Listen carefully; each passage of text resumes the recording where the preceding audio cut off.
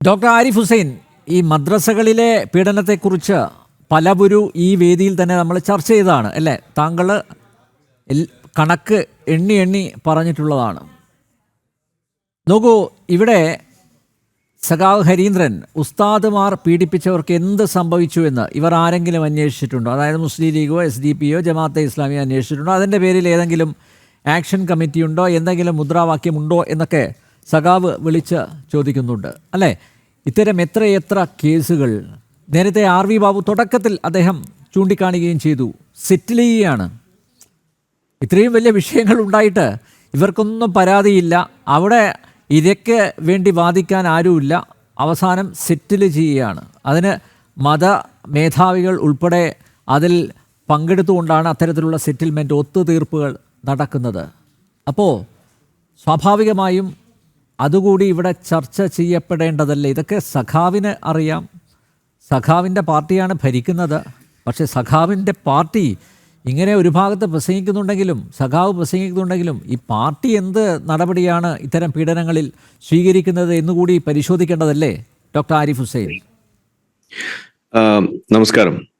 ആ ഒരു വിഷയം ഇപ്പൊ വീണ്ടും പൊങ്ങി വന്നതിൽ സന്തോഷിക്കുന്ന ഒരു വ്യക്തിയാണ് ഞാൻ. കാരണം ഈ കുട്ടികൾക്കെതിരെയുള്ള ഇത്തരത്തിലുള്ള അതിക്രമങ്ങൾ അത് എവിടെ നടന്നു കഴിഞ്ഞാലും അതിനെ ശക്തമായിട്ട് തന്നെ നേരിടണം എന്ന് വാദിച്ചുകൊണ്ടിരിക്കുന്ന ഒരു വ്യക്തി എന്നുള്ള നിലയ്ക്ക് ഇതിനു വേണ്ടിയിട്ട് നമ്മുടെ സമൂഹത്തിൽ, നാട്ടിൽ നിലനിൽക്കുന്ന നിയമം അത് വളരെ ശക്തമായിട്ടുള്ള ഒരു നിയമമായിരിക്കെ അതിനു വേണ്ടിയിട്ടുള്ള സംവിധാനങ്ങൾ പോലും വളരെ കൃത്യമായിട്ട് ഇവിടെ ഓപ്പറേറ്റ് ചെയ്യുന്നു എന്നതും അറിയാനിരിക്കെ പലപ്പോഴും ഇതിൽ കണ്ടിട്ടുള്ള കാര്യം എന്ന് പറയുന്നത്, ഇതിലൊരു പരാതി വന്നു കഴിയുമ്പോൾ ആ ഇരയോടൊപ്പം നിൽക്കുക എന്നതിനപ്പുറത്തേക്ക് അതിലെ വേട്ടക്കാരനോടൊപ്പം കാര്യങ്ങൾ ചെയ്തു വെക്കുന്ന പ്രവണത, അവർക്ക് വേണ്ടിയിട്ടുള്ള കാര്യങ്ങൾ ചെയ്ത് അവരെ സുരക്ഷിതരാക്കുക, അല്ലെങ്കിൽ അവരെ നല്ല സ്ഥലം മാറ്റിക്കൊണ്ടോ അതല്ലെങ്കിൽ മറ്റേതെങ്കിലും സ്ഥാനത്തേക്ക് അവരെ ഒളിപ്പിച്ച് വെച്ചുകൊണ്ടോ ആ ഇരയെ കൂടുതൽ ബാധിക്കുന്ന രീതിയിലേക്ക് കാര്യങ്ങൾ ചെയ്തു വെക്കുന്നതാണ് നമ്മളെപ്പോഴും ഇവിടെ ഉന്നയിക്കാറുള്ളത്. പക്ഷെ അതെപ്പോഴും പറയുന്ന സമയത്ത് ഞാനിവിടെ ഏറ്റവും കൂടുതൽ പറയേണ്ടി വന്നിട്ടുള്ളത് ഈ മദ്രസ പീഡനം തന്നെ ആണ്. ഇവിടെ സൂചിപ്പിച്ച പോലെ അതിലൊരു വിയോജിപ്പുള്ളത് എന്താന്ന് പറഞ്ഞു കഴിഞ്ഞാൽ, നമ്മൾ വളരെയധികം ചർച്ച ചെയ്തു എന്ന് പറയുന്നത് എത്രമാത്രം ശരിയാണെന്നുള്ളതൊന്ന് സ്വയം ചോദിക്കണം എന്നാണ് പറയാനുള്ളത്. കാരണം ഞാൻ എപ്പോഴും ആവശ്യപ്പെട്ടിരുന്ന കാര്യമാണത്. ഈ ജനം TV എങ്കിലും ഇത് കാര്യമായിട്ട് ചർച്ച ചെയ്യണം എന്നാണ് ഞാൻ പറഞ്ഞുകൊണ്ടിരുന്നിരുന്നത്. അതുപോലെ തന്നെ മറ്റു പല വിഷയങ്ങളും പലപ്പോഴും നമ്മൾ കണ്ടിട്ടുള്ളത് മദ്രസ പീഡനം സംബന്ധിച്ചിട്ടുള്ള കാര്യങ്ങൾ. ഞാനൊരു വർഷം നീണ്ടുന്ന 2022 ജനുവരി മുതൽ 2022 ഡിസംബർ വരെയുള്ള കാലഘട്ടത്തിൽ ഓരോ മാസവും എത്ര മദ്രസ പീഡനങ്ങൾ ഇവിടെ ഉണ്ടായിട്ടുണ്ട് എന്നത് സംബന്ധിച്ച് പത്രത്തിലെ വാർത്ത മാത്രം എടുത്തു വെച്ചുകൊണ്ട് ഇവിടെ കണക്ക് അവതരിപ്പിക്കുകയും അങ്ങനെ 12 മാസത്തെ കണക്ക് ഒരുമിച്ച് ലഭിച്ചതിന് ശേഷം ഞാനൊരു പത്രസമ്മേളനം നടത്തുകയും ആ കണക്ക് ഇവിടെ പ്രസിദ്ധപ്പെടുത്തിക്കൊണ്ട് അതിന്റെ തോത് എത്രത്തോളം വലുതാണ് എന്നുള്ളത് ഇവിടെ പബ്ലിക്കായിട്ട് പറഞ്ഞിട്ടുള്ള ഒരു വ്യക്തിയാണ്.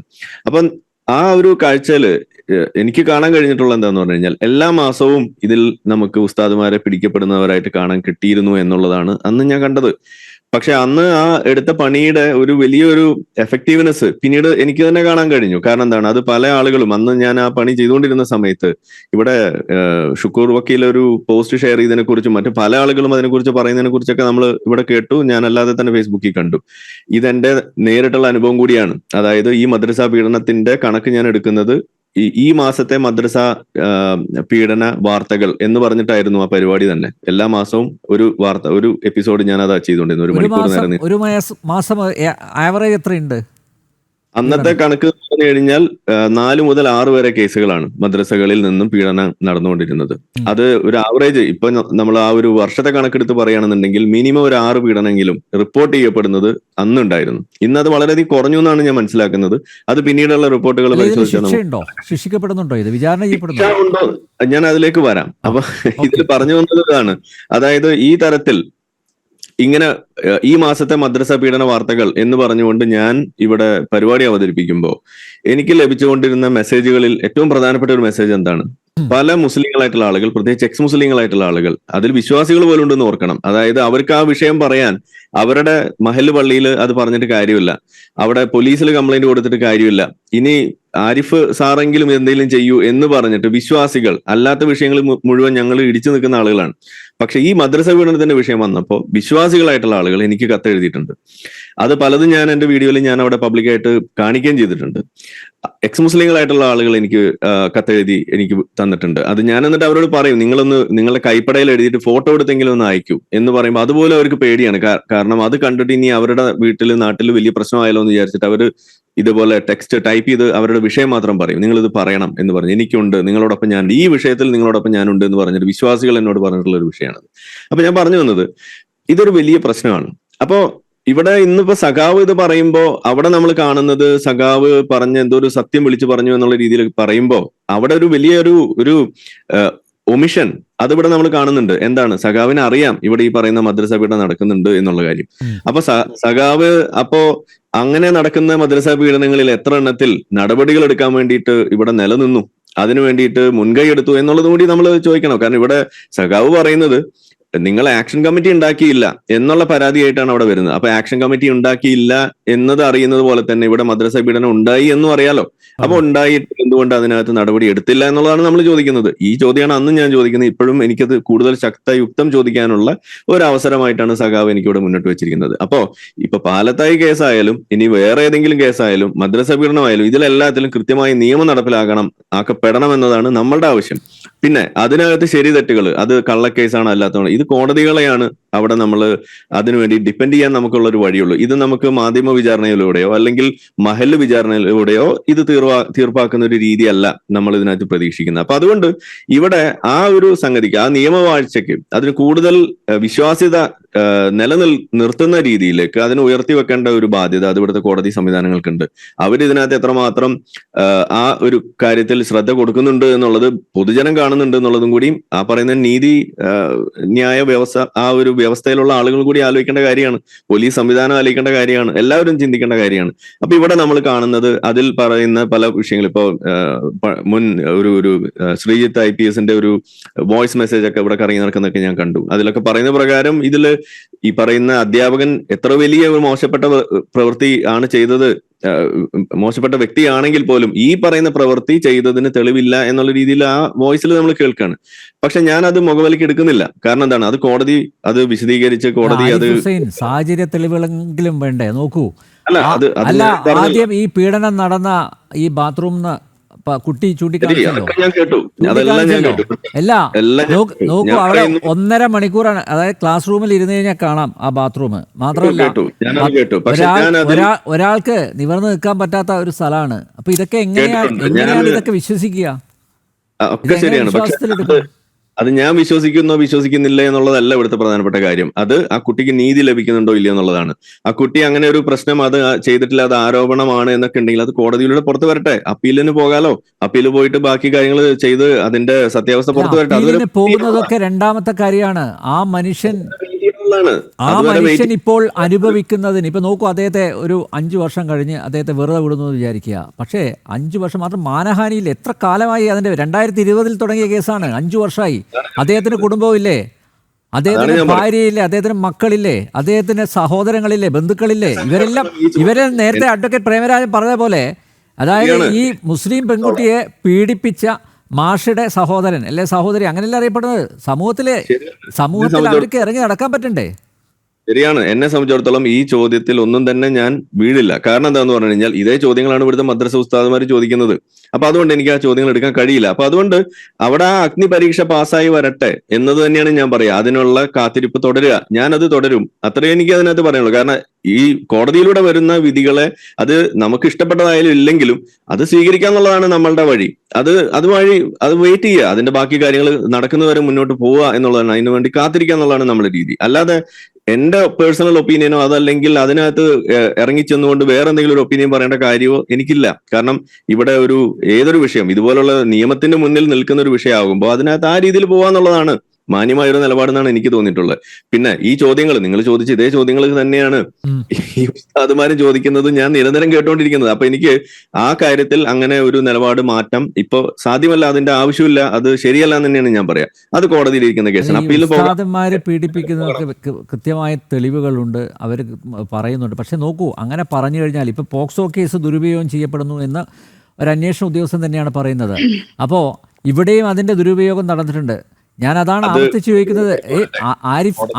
ആരിഫ് നോക്കൂ, ഒരു പെൺകുട്ടിയെ കൊണ്ട് പറയുന്നു, അല്ലെങ്കിൽ ഒരു പെൺകുട്ടി പറയുന്നു, അല്ലെങ്കിൽ ആ പെൺകുട്ടിയെ കൊണ്ട് പറയിക്കുന്നു, അതിനെ ഒരു ടൂളാക്കുന്നു. ഓക്കെ, പറഞ്ഞാലും ആ പെൺകുട്ടി പറഞ്ഞാലും അതിജീവിത പറഞ്ഞാലും അത് നടക്കാനുള്ള സാധ്യതകളുണ്ട്. നോക്കൂ, എത്ര ADGP ശ്രീജിത്തിൻ്റെ നേതൃത്വത്തിൽ ഒരു സംഘം അന്വേഷിക്കുന്നു. അത് കഴിഞ്ഞ് ഇവർ പറയുന്നു ഒരു വനിതാ IPS ഉദ്യോഗസ്ഥനാണെന്ന് പറയുന്നു.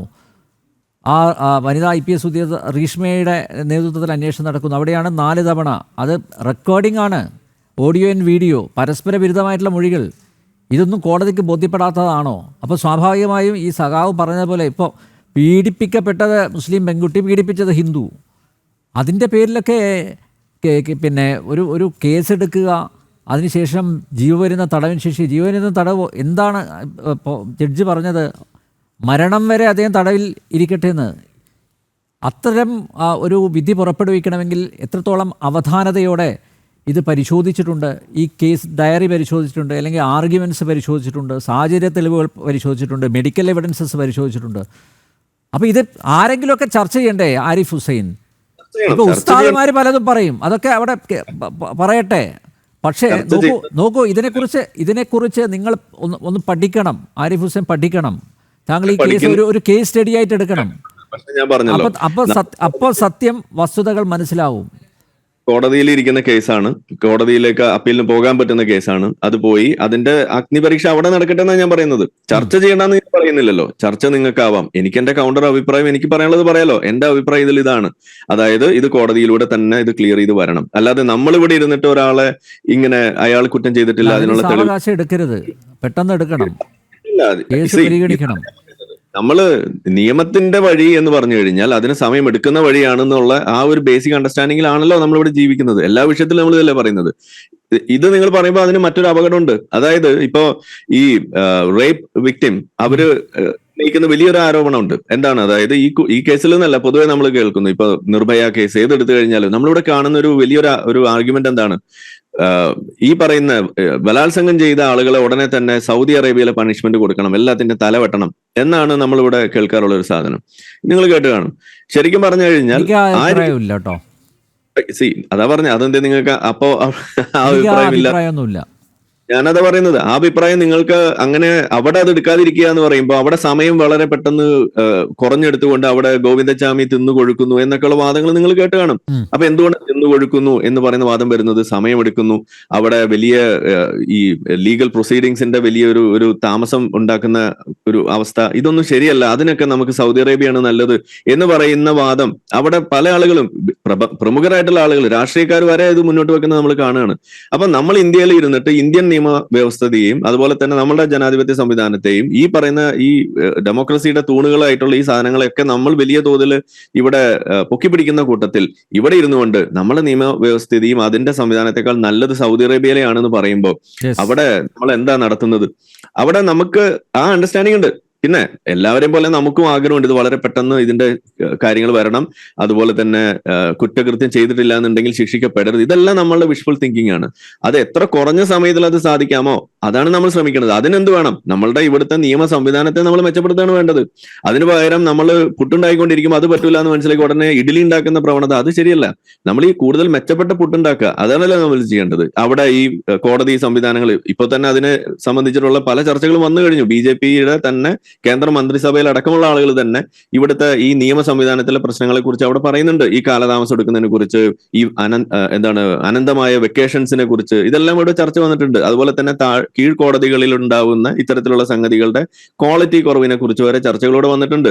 അപ്പൊ ഇവിടെയൊക്കെ ഈ പറയുന്ന ജഡ്ജിമാരായാലും ഈ ഇത്തരം കോടതികളിലുള്ള അതിലേർപ്പെടുന്ന ആളുകളായാലും അവരുടെ പ്രവൃത്തി എത്രമാത്രം കൃത്യമായിട്ട് ചെയ്യുന്നു എന്നതും കൂടി ഇവിടെ അളക്കാനും അതിനെ വിലയിരുത്താനുള്ള സംവിധാനം, അതാണ് നമ്മളിവിടെ ഉയർത്തിക്കൊണ്ടുവരുന്നത്.